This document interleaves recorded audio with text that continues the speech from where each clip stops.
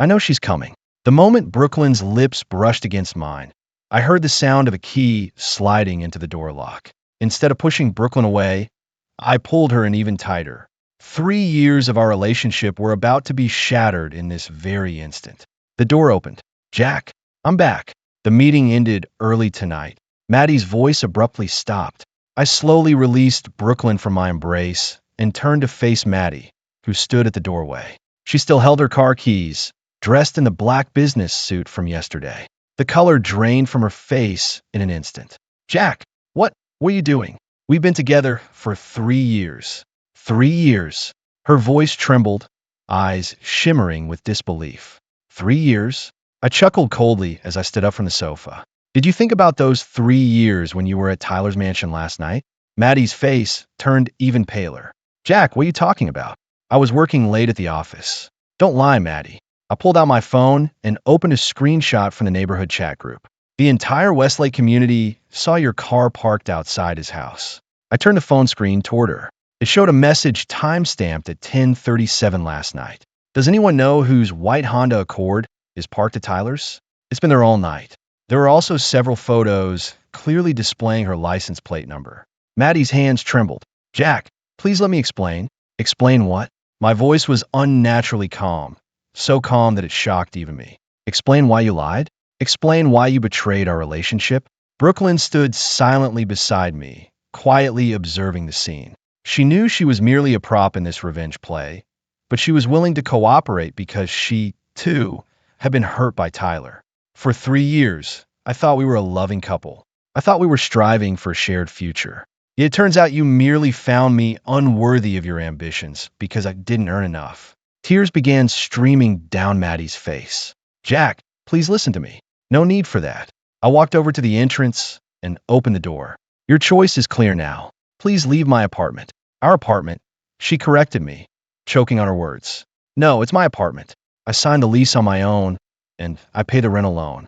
Though you've lived here for a year and a half, you never shouldered any responsibility. Just like our relationship. Maddie stood at the door, sobbing heavily. But my heart had grown completely cold. Ever since I overheard her phone call last night, I knew this moment was inevitable. Goodbye, Maddie. I gently closed the door. Sitting on the sofa, my thoughts drifted back to that summer night 3 years ago. It was a Friday in July 2021, and a networking event for Austin Tech held at a rooftop bar on South Commerce Avenue.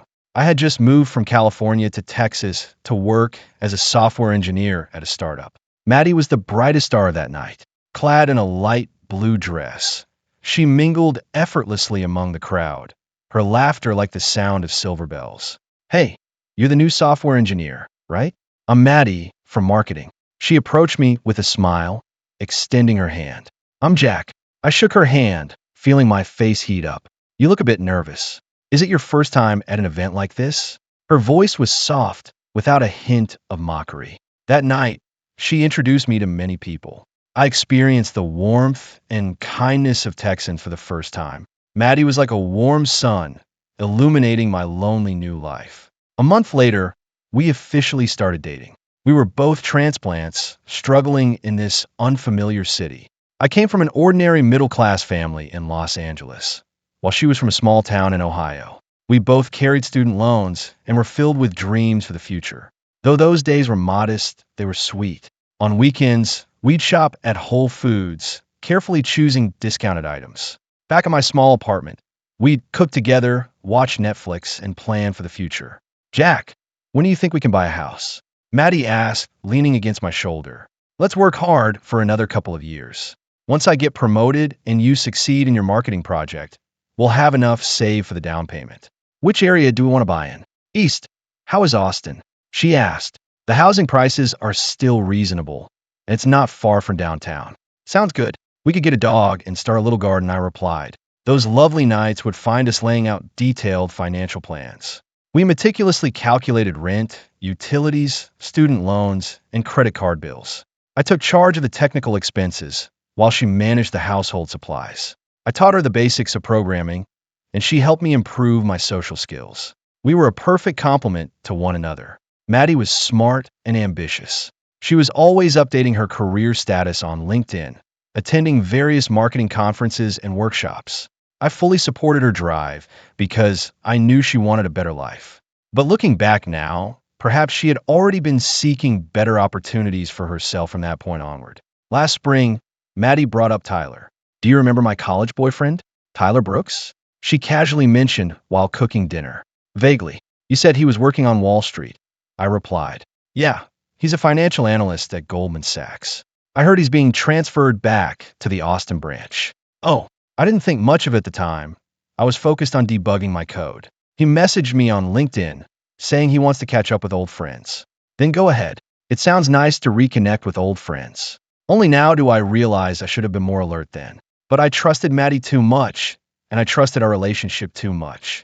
The turning point came on my 28th birthday. Maddie planned a wonderful birthday party for me at a craft beer bar in the South Converse area. She invited our mutual friends, Marcus, Sarah, Emily, and a few other colleagues.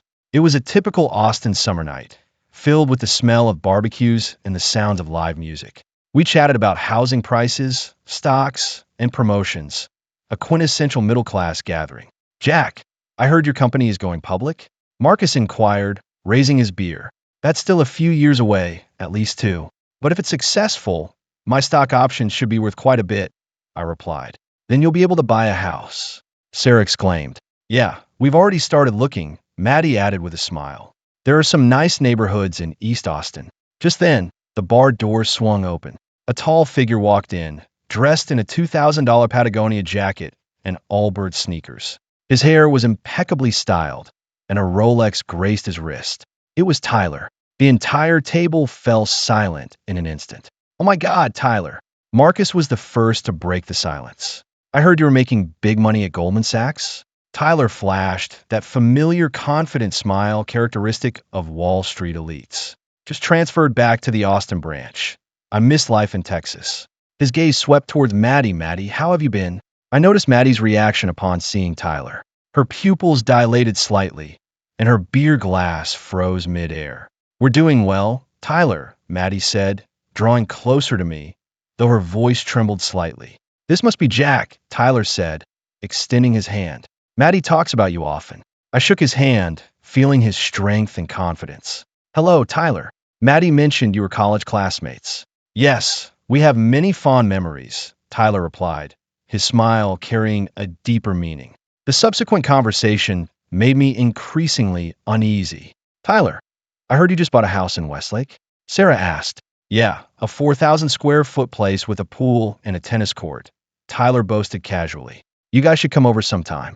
I was driving a used Honda Civic while living in an apartment that cost $2,200 a month, whereas he was rolling around in a Tesla Models, lived in a mansion worth millions. The disparity was so stark that it filled me with a profound sense of frustration. I'm throwing a party next weekend to celebrate my return to Austin, Tyler announced. Everyone's invited. We might not be free. I quickly interjected. Why not? Maddie suddenly asked. We don't have any special plans for the weekend. I glanced at her, a twinge of unease creeping in. Then it's settled, Tyler said, nodding in satisfaction. Maddie, I'll send you the address. After the gathering wrapped up, we headed toward the parking lot. Why did you agree to go to his party? I queried Maddie. It's just a get-together with old friends. What's the issue? I think he still has feelings for you. Jack, you're overthinking it. We broke up 7 years ago. But the way he looks at you, you're being too sensitive. Maddie interrupted me. Tyler is just an old friend. That's all. Yet my unease lingered. That night, I lay in bed, tossing and turning. Maddie had already fallen asleep, while I found it impossible to find rest. I thought of Tyler's Rolex, his Tesla, the 4,000 square foot mansion he mentioned. Then my thoughts drifted to our small apartment, my secondhand car, and the pitiful balance in my bank account. Were we really a match? A week later, on Saturday night, Maddie said she had to go into the office to handle an urgent project. It's the end of the quarter, and the client is waiting for the proposal, she explained, sorting through her files. Do you need my help? I can check the data for you. No need, just take a good rest. I'll be back as soon as I'm done. She kissed my cheek and hurried out. But her behavior was a bit strange. She changed into a new outfit and sprayed on some perfume. Did one need to dress like that to work late? At 10 o'clock, I sent her a text. How's work going? Her reply came back. Very busy. I might be out late. At 11, I sent another message. Do you need me to pick you up? This time, she didn't respond. Panic began to set in. I opened Find My behavior and the way she devalued our relationship. I had poured my heart and soul into us. Yet I was nothing more than a stepping stone to her. I took a deep breath and forced myself to stand up, walking over to the window. The early morning sun streamed in, casting warm light across the empty room. The silence was deafening, a stark contrast to the noise in my mind. I felt the weight of betrayal settling deep within me, mixing with a tinge of disbelief. Why hadn't I seen the signs? The missed calls, the distant conversations, the way she'd become more invested in her job, while I toiled away, hoping for a better future for us both. Yet every time I thought of confronting her, I brushed it off, convinced it would pass. But here I was alone. My heart still ached, but now it was also burning with a fierce determination. I would not let this define me. I picked up my phone and texted my closest friend, Ian. Need to talk. Can we meet? A moment later, my phone buzzed. On my way, I could hear the faint echo of my own voice in my mind, reminding me of what I deserved, much more than a relationship built on shaky ground and insecurity. As I gazed out at the city waking up below me, the realization hit me hard. I could start over. I could reclaim my life, my dreams. This was not the end. It was a new beginning, betrayal and deception. If she had directly told me that she no longer loved me, I would have respected her choice. But instead, she chose to deceive, to betray, to disdain me behind my back. That's something I cannot forgive. The next day was Monday, and I called in sick, not going to work. I needed time to process everything. In the afternoon, someone knocked on the door. I opened it to find my neighbor, Brooklyn. Brooklyn Rivera, 25, Hispanic, a nurse at Austin General Hospital. She lives in the apartment downstairs, and we occasionally bump into each other in the stairwell. Hey, Jack. I heard the argument yesterday. Are you okay? I'm fine. Thanks for asking. I know this might not be my business, but she hesitated for a moment. I know Tyler Brooks. My attention was instantly piqued. You know him? We used to date before he moved to New York. Brooklyn's expression was complicated. I think I should tell you something. I invited her in and poured her a cup of coffee. Tyler is a real player, Brooklyn stated bluntly. When he was in New York, he was dating 3 women at the same time. How do you know? Because I have friends in New York. They told me, Brooklyn said, pulling out her phone to show me some pictures. These are his girlfriends in New York. In the photos, Tyler was seen hugging different women intimately, each one looking joyful. When he got back to Austin, he texted me. Wanted to reconcile, Brooklyn continued. But I rejected him because I knew he wouldn't change. What about Maddie? She's just his next target. Brooklyn shook her head. Tyler likes to conquer, especially women who are already in relationships. It gives him a sense of achievement. A surge of anger welled up inside me. Why are you telling me this? Because I don't want to see innocent people get hurt, Brooklyn replied. I don't want to get back at Tyler. Get back at him? He hurt me, and many other women as well. It's time for him to taste betrayal. I looked at Brooklyn, and suddenly an idea struck me. How do you want to get back at him? Brooklyn smiled, a smile full of malice. Take away the thing he desires most. In the following days, Brooklyn and I devised a plan. We would expose Tyler and Maddie's relationship to everyone, making sure everyone knew how they betrayed me. In today's social media age, reputation is everything, especially for someone like Maddie, who is ambitious in her career. I began updating my status on LinkedIn. Thanks to my single life, I can focus on my career development. Sometimes, losing people who aren't worth it is actually a relief. This status quickly received numerous likes and comments. My colleagues were aware of my breakup with Maddie, and they extended their support. Bro, you deserve better, Marcus commented. Focusing on yourself is what matters, Sarah also chimed in. Meanwhile, Brooklyn casually mentioned Tyler's history of cheating in the community Facebook group. I heard a Wall Street financial analyst move to the Westlake area. Everyone should be cautious. I have friends in New York who say he's dating several women at the same time. The news quickly spread. Despite the facade of openness in Austin's middle-class community, they actually placed a high value on moral character, especially for those with families and children. They didn't want someone like that in their neighborhood. 2 weeks later, Our company held its annual meeting. The venue was the Four Seasons Hotel in Austin, and all the tech companies would participate in this joint annual event. I knew Maddie's company would also be attending. This was the perfect opportunity. I wore my best suit, and Brooklyn donned an elegant black evening gown. We appeared together at the annual meeting, instantly becoming the center of attention. Jack, who's this beautiful lady?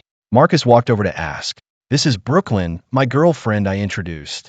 Brooklyn smiled and greeted everyone.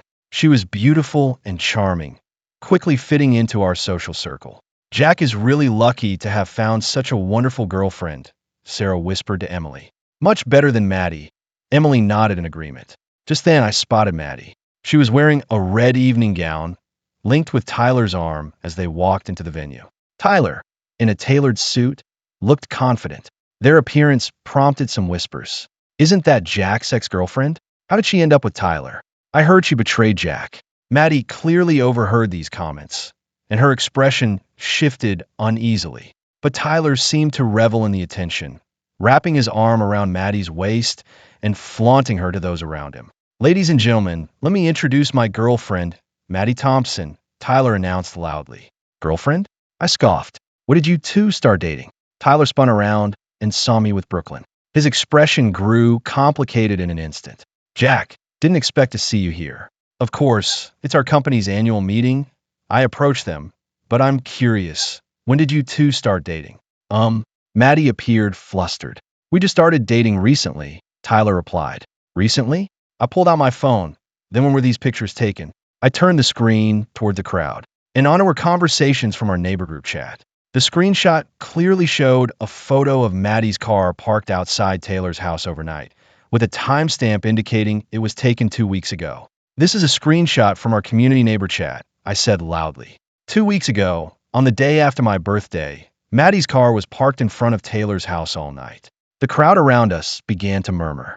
Oh my God, is this true? Did she betray Jack? This is outrageous. Maddie's face turned pale. Jack, you can't do this. What can I do? Tell the truth? I continued. Everyone, I want you to know that during my relationship with Maddie Thompson, she was cheating on me with her ex-boyfriend, Taylor Brooks. And I even recorded her admitting it. I pressed play on my phone. Maddie's voice came through clearly. Sarah, don't tell anyone about what happened at Taylor's last night. Jack can only save $500 a month. When can we ever afford a house? Taylor has an annual salary of $120,000 in stock options. He can provide me the life I want. The whole venue fell into a deathly silence. Everyone stared at Maddie, their eyes filled with disdain and contempt. Maddie, how could you? Sarah exclaimed, shocked. This is so disappointing. Marcus shook his head. Tears began to run down Maddie's cheeks as she turned to leave, but was surrounded by the crowd. Wait, Maddie, Taylor suddenly spoke up. Everyone turned to look at him. Is what you said in the recording true? Were you with me just because I earn more than Jack? Maddie froze. Taylor, it's not like that. Then how is it? Taylor's voice turned cold. Do you love me or my money? I didn't. I love you. But you just mentioned my income and stock options. Taylor shook his head. I thought you were sincere, but it turns out you're just a gold digger. Taylor, please let me explain. No need to explain. Taylor released her arm. We're done. With that, he turned and left the venue. Maddie stood there, being watched by the others with peculiar looks. Her professional reputation was utterly destroyed. In a middle-class community like Austin, moral character means everything. No one will want to work with a traitor. Maddie, I think you should leave, said the event organizer as he walked over. Maddie ran out of the venue in tears. I watched her retreating figure, feeling no sympathy. This is the price of betrayal. Brooklyn walked over and gently took my hand. How do you feel? She asked. Good, I replied. It's finally over. 6 months later, I sat in town in the cafe by the lake. Watching the shimmering water, I felt an unprecedented sense of calm. Over the past 6 months, my life has undergone a seismic shift. First came a breakthrough in my career. I have been focused on technology development, successfully completing several key projects that garnered recognition from my company. Last month, I was promoted to senior software engineer, with my annual salary rising to $100,000. More importantly, I began investing in stocks and cryptocurrencies. On the advice of my friend Marcus, I delved into financial knowledge and crafted a long-term investment plan. Although I couldn't expect to strike it rich overnight, my financial situation was steadily improving. Just last month, Austin bought an apartment. Although it wasn't large, just a two-bedroom place, it was my own home. Jack, what are you thinking about? Brooklyn's voice pulled me out of my reverie. She walked over, carrying 2 cups of coffee, and sat down across from me. I was just thinking about the changes over the past 6 months. I took the coffee from her hand. It feels like I've lived again. Yeah, you seem much more confident now, Brooklyn said with a smile. Over the past 6 months, my relationship with Brooklyn had been steadily developing. At first, we were just partners in revenge, but as time went on, I realized she was a wonderful woman. She was kind, independent, and had her own career and pursuits. She didn't judge me based on my income or hold unrealistic expectations of me. More importantly, she understood and supported me. I heard Maddie left Austin. Brooklyn asked. Yeah, Sarah told me. She moved to a small company but got fired shortly after. Then she went back to Ohio to live with her parents. What about Tyler? He was reassigned back to New York. I heard his reputation in Austin was too bad for him to stay. We fell silent for a moment. Do you regret it? Brooklyn asked. Regret what? Getting your revenge on them. I thought for a moment. No, I don't regret it. They betrayed me, and they should face the consequences. But you also lost 3 years of a relationship. That wasn't a real relationship. I shook my head. A genuine relationship is built on mutual respect and trust. Maddie never truly respected me or believed in our future. What about us? Brooklyn looked into my eyes. Is our relationship real? I took her hand. Yes, it's real. Because we are equals. We respect and support each other. I love you, Brooklyn. Not for what you can give me, but simply for who you are. Tears shimmered in her eyes. I love you too, Jack. At that moment, my phone rang. It was a call from the office. Jack, congratulations. It was my boss. Your project has received high praise from the client, and they've decided to sign a long-term partnership with us. Really? Yes. And they specifically requested you to head this project. This means your annual salary will increase again to around $120,000. I hung up the phone and looked at Brooklyn. Good news? She asked. Very good news, I replied with a smile. Then we should celebrate. Sure. How do you want to celebrate? Let's go look at houses, Brooklyn suggested. I think it's time we move in together. I paused for a moment, then laughed. Are you sure? Absolutely. She nodded. We've been together for 6 months now, and I think we can take this next step. I stood up, walked over to her, and knelt down on one knee. Brooklyn Rivera, will you start a new life with me? Tears rolled down her cheeks. I will. People around us began to applaud. Some were taking photos, others were recording videos. But I didn't care. I only cared about the woman before me, the one who truly loved and respected me. 1 year later, Brooklyn and I moved into a new house in the Westlake neighborhood. Yes, the same community where Tyler once lived. But we didn't buy a mansion. Instead, we got a 3-bedroom, 2-bathroom house that suited us perfectly. We had our own garden and adopted a golden retriever, leading a simple yet happy life. My career was also thriving. I was promoted to technical director with an annual salary reaching $150,000. More importantly, I found a job that I was truly passionate about. Brooklyn also received a promotion in her hospital, becoming a head nurse. She loved her work and felt proud to help patients. We planned to marry next year and have children in 2 years. These plans weren't due to external pressure, but because we genuinely wanted to share our lives together. Sometimes I would think of Maddie. I heard she found a new job in Ohio and started dating someone new. I hope she learns something from this experience and comes to understand what truly matters. As for Tyler, I heard he switched several girlfriends in New York, but none of them lasted long. A fickle person is destined never to find true love. Jack, what are you thinking?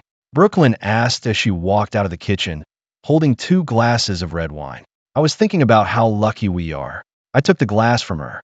Lucky? Yes. If it weren't for that betrayal, I might never have met you. So, you're thankful for Maddie? Brooklyn joked. To some degree.